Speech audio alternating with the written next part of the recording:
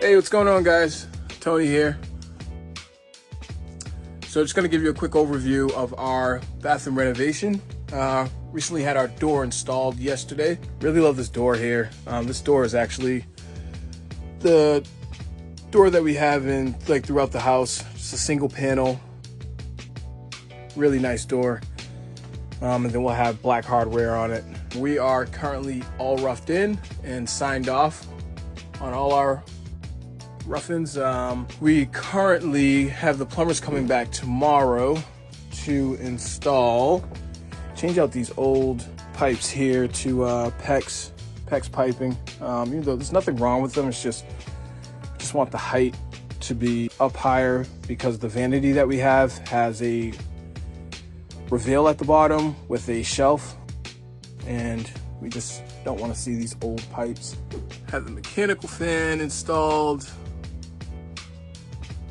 Have our vapor barrier up, insulation in. This closet over here, we are going to be just drywalling over this plaster that's in there. I'm gonna drop the ceiling in there. I'm gonna remove this old casing that's there, drywall over that. And then this will probably just be a bifold door. We'll see.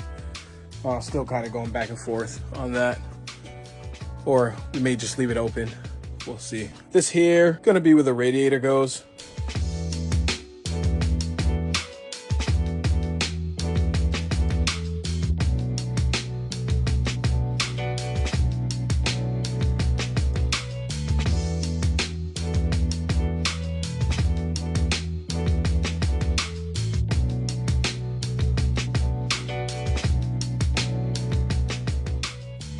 One thing I learned, definitely build your niche prior to you putting in your insulation and your vapor barrier, because now we have to cut that open, remove the insulation. This is where it's going to be. It's going to be 16 inches in height, and then whatever the length is, going from this stud here to that stud there.